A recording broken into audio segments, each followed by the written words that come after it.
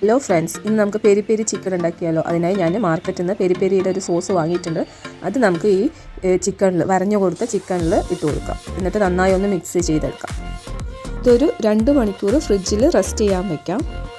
അപ്പോൾ 2 മണിക്കൂറിന് ശേഷം ഞാൻ ഫ്രിഡ്ജിൽ നിന്ന് എടുത്തതാണ്. ഇനി നമുക്കിത് കുക്ക് ചെയ്യാം. അതിനായി ഞാനിവിടെ ഒരു പാന് വെച്ചിട്ടുണ്ട്. അത് ചൂടാവുന്ന സമയത്ത് നമുക്കതിലേക്ക് എണ്ണ ഒഴിച്ചു കൊടുക്കാം. ഞാനിവിടെ ഒലീവ് ഓയിലാണ് ഉപയോഗിക്കുന്നത്. നിങ്ങൾക്ക് സൺഫ്ലവർ ഓയിൽ വേണമെങ്കിലും ഉപയോഗിക്കാവുന്നതാണ്. എണ്ണ നന്നായി ചൂടായിട്ടുണ്ട്. ഇനി മാഗ്നേറ്റ് ചെയ്ത് വെച്ച ചിക്കൻ നമുക്കിതിലേക്ക് ഇട്ട് കൊടുക്കാം. 1 മിനിറ്റ് ഹൈ ഫ്ലെയിമിലും ബാക്കി മീഡിയം ഫ്ലെയിമിലും നമുക്കിത് കുക്ക് ചെയ്തെടുക്കാം.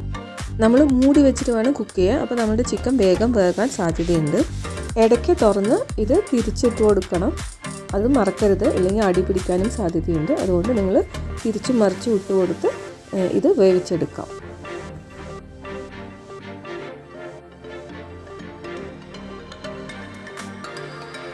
ഇപ്പോൾ ഇതാ ഒരു സൈഡ് നന്നായി വെന്തിട്ടുണ്ട്. ഇനി അപ്പുറത്തെ സൈഡും കൂടി നന്നായി വെന്താൽ നമ്മുടെ ചിക്കൻ ഇവിടെ റെഡിയായി. ഇപ്പോൾ ഇതാ 2 സൈഡ് നന്നായി വെന്തിട്ടുണ്ട്. അങ്ങനെ നമ്മുടെ പെരി പെരി ചിക്കൻ റെഡി ആയിട്ടുണ്ട്. ഇനി നമുക്കിത് ഒരു പ്ലേറ്റിലോട്ട് മാറ്റാം. ഡെലീഷ്യസ് പെരി പെരി ചിക്കൻ ഇവിടെ റെഡി ആയിട്ടുണ്ട്. ഇത് നിങ്ങൾക്ക് കുബൂസിൻ്റെ കൂടെ, ചപ്പാത്തിയുടെ കൂടെ, അല്ലെങ്കിൽ പൊറോട്ടയുടെ കൂടെ ഒക്കെ കഴിക്കാൻ നല്ല സൂപ്പറാണ്. അപ്പോൾ നിങ്ങളും ഇതുപോലെ ഉണ്ടാക്കി നോക്കി ഫീഡ്ബാക്ക് അറിയിക്കണം.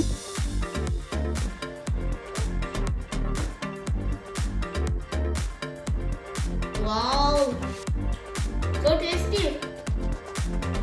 Thank you for making this